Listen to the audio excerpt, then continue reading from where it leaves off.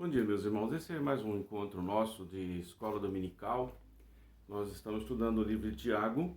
Hoje nós vamos estudar Tiago 1, de 13 a 17. E o tema da lição vai trabalhar sobre como nós devemos entender as tentações, especialmente comparando um pouco a tentação com a provação e o que nós devemos, quando acontecem as provações, é possível que sejamos tentados e como devemos entender isso. E o texto de hoje é Tiago 1, 13 a 17, que diz assim: Ninguém ao ser tentado diga, sou tentado por Deus, porque Deus não pode ser tentado pelo mal e ele mesmo a ninguém tenta. Ao contrário, cada um é tentado pela sua própria cobiça quando esta o atrai e seduz. Então a cobiça, depois de haver concebido, dá à luz o pecado. E o pecado, uma vez consumado, gera a morte. Não vos enganeis, meus amados irmãos. Toda boa dádiva e todo dom perfeito são lá do alto, descendo do Pai das luzes, em quem não pode existir variação ou sombra de mudança. Oremos. Nosso Deus, graças por este tempo, por esta oportunidade que nós temos de buscar Tua Palavra. Pedimos que o Senhor nos edifique através dela. Pedimos que o Senhor perdoe os nossos pecados, purificando o nosso ser, perdoando-nos, purificando-nos e ajudando-nos a sermos melhores filhos para Ti. Ajuda-nos, Deus, neste tempo que paramos para buscar Tua Palavra. Abençoa a nossa vida e abençoa, Senhor, especialmente cada pessoa que tiver contato com esta gravação, com esta mensagem, que seja ricamente abençoado e edificado por Ti. Em nome de Cristo Jesus eu peço. Amém. Vamos lá. O verso 13 começa assim: Ninguém ao ser tentado diga, sou tentado por Deus. Puxa, que afirmação esquisita, né? Ele vinha falando sobre provação, né? Aprovação, tal, saibam passar pela provação. E provação, o que é provação? Acontecimentos e situações exteriores, né? De fora, material, né? Que nos afligem, que nos ataca, que nos afeta de algum jeito e nos causa sofrimento. Então, por isso é chamada tribulação. Então, provação é isso. Agora, ele inseriu um assunto novo no tema geral. O assunto novo é a tentação. O que é tentação? Então, tentação, aqui são as tentações internas. São coisas que mexem conosco lá por dentro. Nossa reação, nossa iniciativa a respeito de sentimentos imateriais, na verdade, desejos desordenados, né, sentimentos, e então isso procede da nossa natureza corrupta, da nossa natureza estragada. Então é essas coisas, tentação aqui é isso. E provação é situação ao nosso redor que nos aperta e causa sofrimento. Tentação são circunstâncias dentro das quais nós temos um impulso para cometer atos errados, para pecar, para fazer coisa errada, para sair da posição certa e entrar numa posição errada, para sair do caminho reto e entrar por um caminho tortuoso, entrar no lamaçal. A tentação é um convite ao pecado, é um convite ao erro, é um convite a afastar-se de Deus. A aprovação pode vir do Senhor, sim, e o Senhor testa para saber o que há no nosso coração. Essa expressão existe na Bíblia. Mas a tentação, ela vem de outros meios e é um convite a desobedecer a Deus. Mas vamos seguir aqui o texto, tentando explicar aqui para nós ninguém ao ser tentado diga, sou tentado por Deus. Mas o que tem a ver a tentação com a aprovação? Por que elas entram aqui juntas? Bom, vamos lá. O problema é que quando a gente passa por provação, a gente sofre. E a gente vê que a situação às vezes demora um pouco para resolver. Vem um problema sobre a gente. Então a gente é tentado a pecar. Que jeito? Por quê? Por causa da pressão do sofrimento, né? Pelo desejo de vingança. Imagina que a aprovação seja produzida por uma pessoa. O que você quer? Vingar. Devolver o sofrimento. Ou falar umas poucas e boas, né? Ou então a gente pode pensar em alguma coisa errada para sair da provação, entendeu? O sofrimento da provação, da tribulação, pode nos levar a sermos tentados a pecar, a fazer alguma coisa errada. Então, Nós poderíamos ser tentados a cortar caminho, antecipar alguma coisa que não está certa, pegar o caminho errado, né? Estou explicando de outro jeito que eu já acabei de falar. A aprovação vem de Deus, a tentação é da situação para nos convidar a pecar. Então, alguns poderiam, numa situação dessa, pensar que Deus é que está produzindo, então, a circunstância da tentação para que nós sejamos tentados. A tentação não tem a mão de Deus. Então, não ache que a tentação é produzida por Deus. Ela não. Não. A tentação não é. Ela vem, na verdade, das questões internas, né? Elas vêm das questões internas. Deus não tem nada a ver com o mal. E tentação é um convite a se aproximar do mal. É se afastar do bem e aproximar-se do mal. Se afastar de Deus é aproximar-se da carne ou do diabo, ou do pecado. Então, este convite Deus não faz. Então, não tem nada a ver com Deus. Deus não autoriza. Então, não tem desculpa da nossa parte para falar, mas então foi Deus que fez isso. Não, Deus não fez, não. Tá? É uma questão nossa, tá? E então, nós não podemos atribuir a Deus a origem da tentação, tá certo? Não é. A tentação vem da onde? Da nossa natureza corrompida. Ela pode ser estimulada por Satanás, ela pode ser atiçada por Satanás. A tentação. Ela pode, por causa do nosso interior. Então, lá do coração do homem produz todo mau desígnio, né? Marcos 7. Do coração do homem produz, de onde vem todo mau desígnio, e uma lista grande de pecados. Então, Satanás sabe disso, então ele atiça a gente com respeito a isso. Então, é um problema do coração do homem. É nosso problema com o pecado, com o mundo e com Satanás. O pecado é nosso. O coração corrompido é nosso. O mundo é usado pelo diabo para nos atrair. E o Satanás está coordenando essas coisas para tentar nos derrubar. Tá? Até aí não tem justificativa, só explicação. Tá bom? E aí vem mais explicações de Tiago na sequência do verso 13, quando ele fala assim: porque Deus não pode ser tentado pelo mal. Ninguém ao ser tentado diga, eu sou tentado por Deus. Porque Deus não pode ser tentado pelo mal. Significa que Deus não pode ser tocado pelo mal, ele não é contaminado pelo mal. O Gênesis diz que Deus conhece o bem e o mal. Conhece. Ele sabe o que é, como acontece. Mas ele não tem mal dentro de si.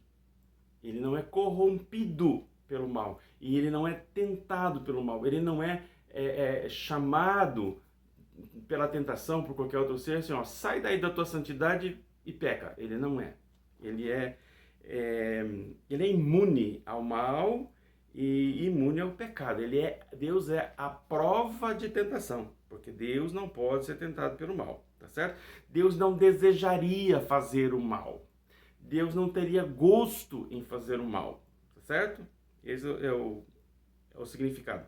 E a sequência diz, e ele mesmo a ninguém tenta. Agora é a afirmação cabal. Deus não tenta ninguém. Deus não bate na cangalha da pessoa e fala, você quer fazer um pecadinho aqui, um negocinho e tal? Não vem dele. Mas vamos lembrar o seguinte, né? Que os homens têm a tendência de culpar Deus pelo seu mal e pelo seu pecado. Ou então tem a tendência de achar que foi Deus que produziu aquelas coisas ruins que lhe aconteceram. Por exemplo, Gênesis 3:12 tem lá a resposta de Adão. Então disse o homem, Adão, a mulher que me deste por esposa,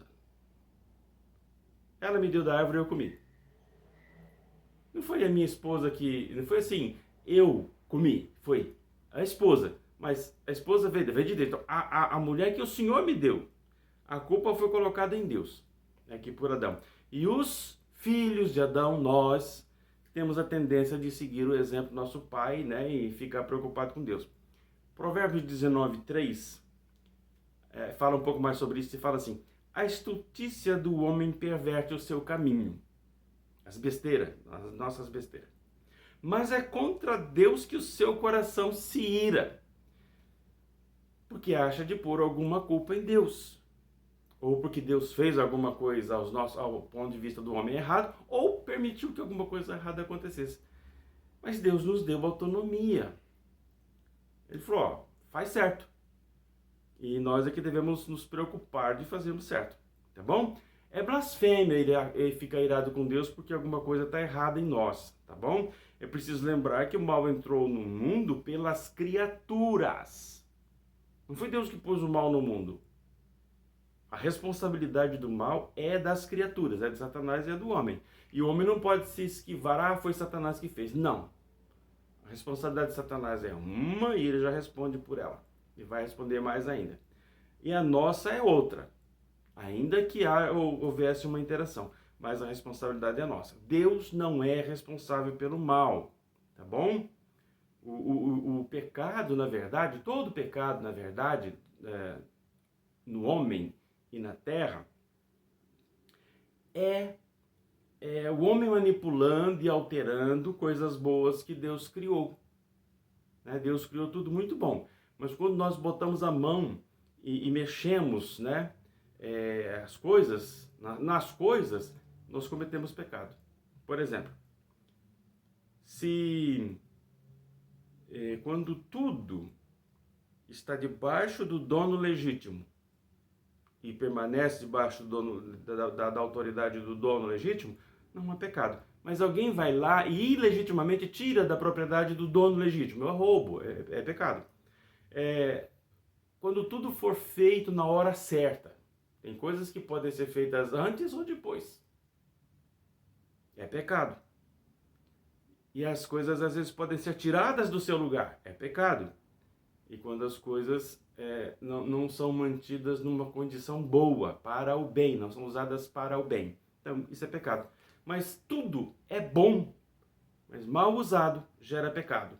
Nossas intenções contaminam nossos atos e nos leva ao pecado. Tá bom? Vamos para o verso 14 agora.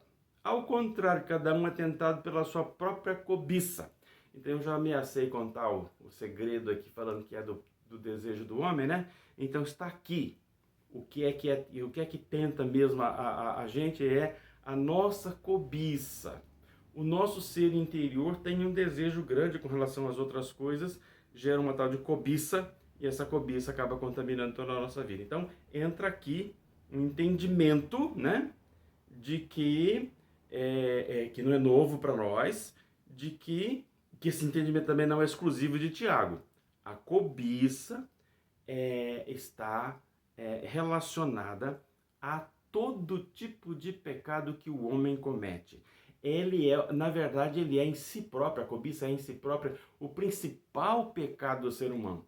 Paulo fala lá, veio a cobiça e me destruiu, né? Quando ele entende a cobiça, ele sabe que a cobiça está lá na raiz do coração humano, é um desejo interessante, né? Forte, e contamina o homem em tudo que ele faz. Então, a cobiça se mostra como? A cobiça se mostra como desejo, ela se mostra como paixão. Paixão é desejo intenso, carnal, né? Ela se mostra como vontade.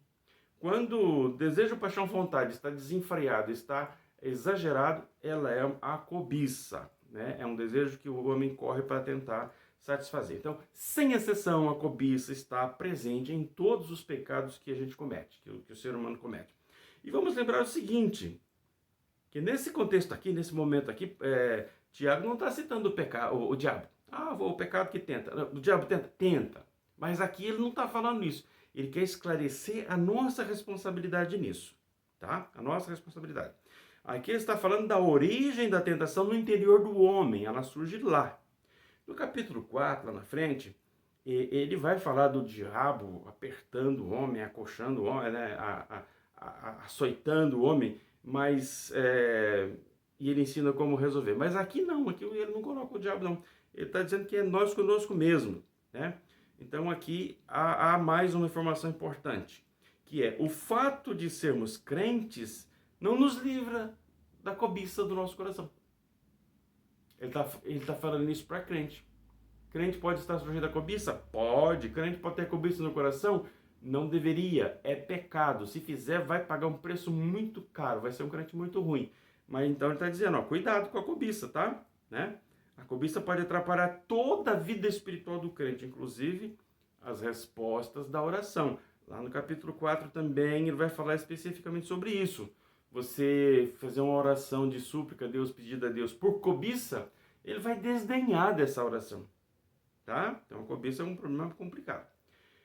Retomando, início do verso 14, ao contrário, cada um é tentado pela sua própria cobiça, foi o que nós vimos até agora. Quando esta cobiça o atrai e seduz.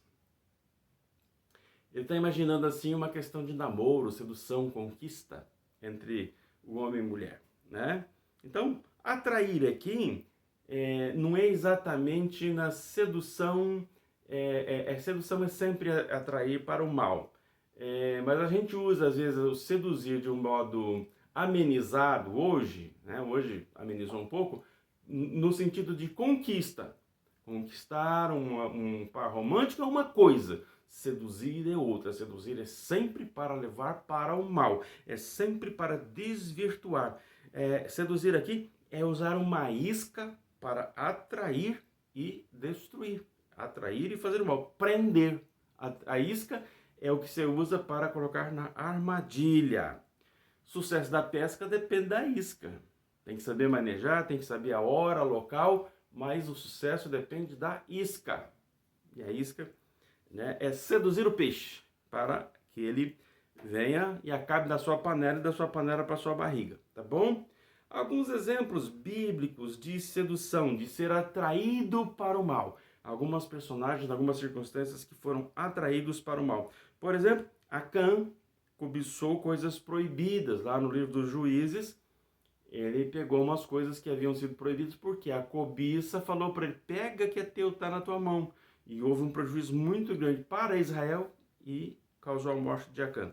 Davi, estando fora da hora e fora do lugar que ela deveria estar, cobiçou Batseba.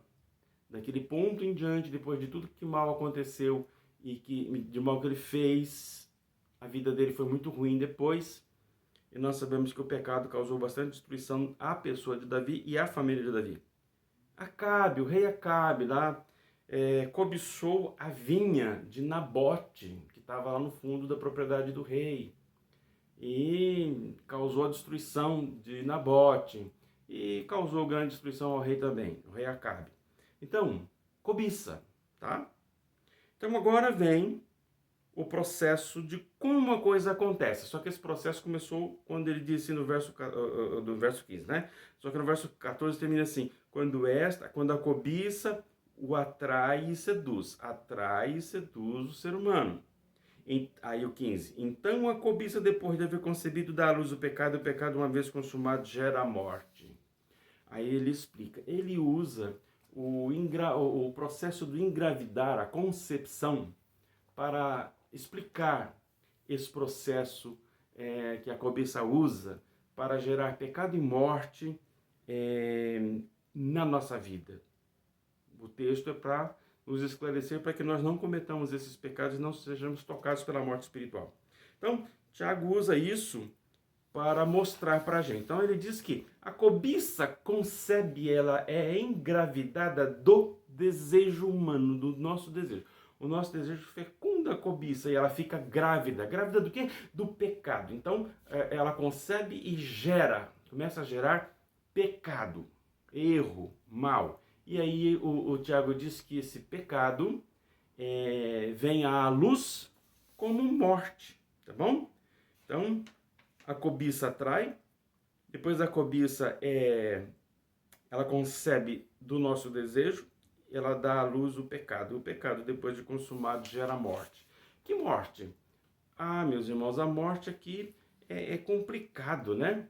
A morte aqui significa os resultados do enfraquecimento espiritual por causa do pecado, né? Amortecimento, né? Perda da sensibilidade espiritual, confusão, desvirtuamento doutrinário, escurecimento, né? Trevas mentais, trevas do espírito, trevas do coração, né? Endurecimento, enrijecimento, não aceita mais se amolecer para Deus, não aceita mais a verdade de Deus, não se adequa à verdade de Deus. E afastamento espiritual de Deus, esta é a morte espiritual, são todos os efeitos espirituais do pecado, tá certo? O modo como ele está ensinando aqui para a gente. Mas vamos pensar mais uma coisa. Nós respondemos para a cobiça, nós respondemos à cobiça com o nosso desejo. tá? É o nosso desejo. Mas assim, sempre eu vou cair nesse erro. Ele é fatal ou ele é evitável? Ele é evitável, ele não é inevitável. Nós não precisamos cair nele sempre. Ele só ocorre quando a gente se deixa seduzir pela cobiça, tá? Quando a gente dá ouvidos à cobiça, quando nós consentimos com ela. Ela está lá dentro, mas ela não é necessariamente o nosso novo eu, ela é o velho eu. O velho eu ainda existe. E nós precisamos mantê-lo sob controle. E quando nós não mantemos este velho eu sob controle, a cobiça, por exemplo, vem e toma conta, tá? Então nós podemos resistir à tentação da cobiça? Podemos. Com a graça de Deus, com a vida espiritual, alimentando mais o nosso novo eu espiritual, que é segundo a verdade, né? Criado em Cristo Jesus segundo a verdade. Então nessa condição nós podemos resistir à cobiça. Quando não resistimos, acabou. Aí a coisa vai para o brejo, tá bom? Tá? O Tiago diz então que o pecado é o nosso filho espiritual. O pecado é filho espiritual do nosso desejo. Então é resultado da nossa decisão e da nossa concordância com os nossos desejos pecaminosos internos, tá? Ó, eu separei aqui 3 citações de Paulo a respeito da consequência dos nossos erros. Gálatas 6, 7 e 8 diz assim: Não vos enganeis, de Deus não se zomba, pois aquilo que o homem semear, isso também ceifará. Porque o que semeia para a sua própria carne, da carne colherá corrupção. Corrupção quer dizer estrago. Mas o que semeia para o Espírito, do Espírito colherá vida eterna. Olha como é perigoso. Romanos 6, 23, ele fala: Porque o salário do pecado é a morte, mas o dom gratuito de Deus é a vida eterna em Cristo Jesus nosso Senhor. Tá certo? Compreenderam o que nós falamos até agora? Vamos para o verso 16 agora. Não vos enganeis, meus amados irmãos. Ele faz um apelo. Depois de ter ensinado, explicado e argumentado, né, que Deus não tenta ninguém, e ao contrário, é tentado pela cobiça e tal, aí ele diz que, por favor, meus irmãos, não se enganem, não vos enganeis. Então, pensar que Deus seja o responsável pelo mal e pela tentação aqui é o que seria o engano. Pensar que Deus está me tentando, eu sou tentado por Deus? Não, isso seria um engano. Então, mas todo mundo já não sabe disso? Que Deus não tenta ninguém? Quem já leu o Tiago, já experimentou, né? Já sabe, já cresceu espiritualmente, sabe. Mas vamos imaginar que alguém é novo na fé. Ou então começa a pensar, fala, mas a aprovação vem de Deus, tá? Deus está me provando, tá para me fazendo crescer, vai atribuir uma nota, vai. Mas aí eu sou tentado por essa situação, então Deus é que está me tentando. Então o entendimento pode ser errado. Então por isso que é útil pensar sobre isso e ensinar sobre isso. Então alguém poderia estar se enganando a esse respeito. Aí vem a palavra de Deus e dizer que é um engano, que não pode pensar assim, e dizer para nós não nos enganarmos, como esse texto aqui de Tiago. Mas Hebreus ensina que o pecado engana. Então a gente tem que tomar cuidado. Não é uma questão simples, não é uma questão de entendimento. É uma questão que o pecado dentro de nós pode nos enganar. Quer ver? Hebreus 3, 12 e 13. Tende cuidado, irmãos, jamais aconteça haver em qualquer de vós perverso coração de incredulidade que vos afaste do Deus vivo. Então, quer dizer, pecado, incredulidade, uma fé fraca, uma fé sem substância, né? Que afastaria a pessoa de Deus. Aí vem o que está no verso 13. Pelo contrário, exortai-vos mutuamente a cada dia, durante o tempo que se chama hoje, a fim de que nenhum de vós seja endurecido pelo engano do pecado. Então existe o engano do pecado também. Nós precisamos ter consciência disso e precisamos saber que nós temos que ter toda uma fé viva, não incredulidade, um coração maleável diante de Deus, né? e não afastar-nos dele para não sermos vítimas, não sermos endurecidos pelo engano do pecado. Tá certo? Toma cuidado, tá? E se nós nos tornarmos carnais, nós seremos estes.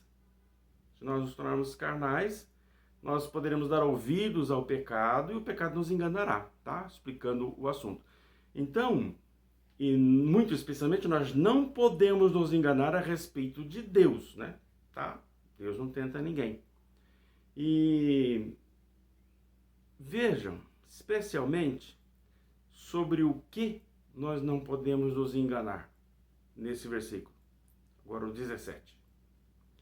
Toda boa dádiva e todo dom perfeito são lá do alto. Então, toda boa dádiva e todo dom perfeito, Tiago está enfatizando que as coisas que Deus dá, elas são boas e perfeitas. Então, boa dádiva e dom perfeito não é boa dádiva é uma coisa, dom perfeito é outra. Não, é só dom e dádiva é a mesma coisa, tá? É presente. Bom, boa qualidade. Perfeito, não falta nada. É completo, tá?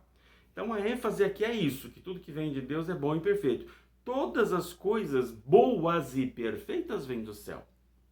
Só as boas e perfeitas vêm do céu. E as boas e perfeitas só vêm do céu. Como é que a gente pode pensar que é uma coisa boa e perfeita? Uma coisa que vem a nós e não nos traz pesar, não traz culpa, não traz tristeza, né? Tudo que completa a nossa vida e acrescenta benefício aos outros, não fica só conosco. O que nos traz alegria, né? E não foi tirado de ninguém por nós mesmos. São dons perfeitos, são boas dádivas, né? O que é bom, legítimo e perfeito, tá? Não faz mal pra gente, tá certo? Vamos lembrar de outra coisa aqui, gente, que Tiago falou que Deus é doador. Lembra quando a gente estudou Tiago 1,5?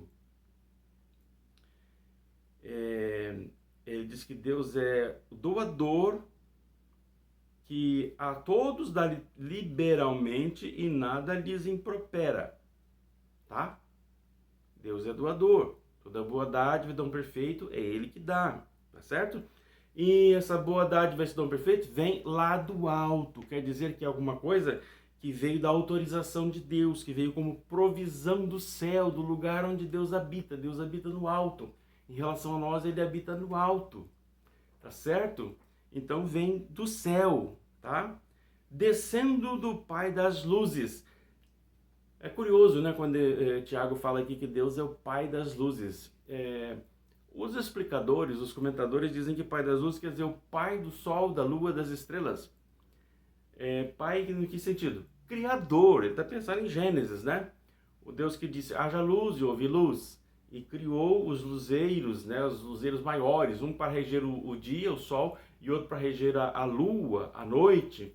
E para que também determinassem tempos, né? E as épocas do ano. Então ele é o Pai. Por quê? Porque ele criou, tá certo?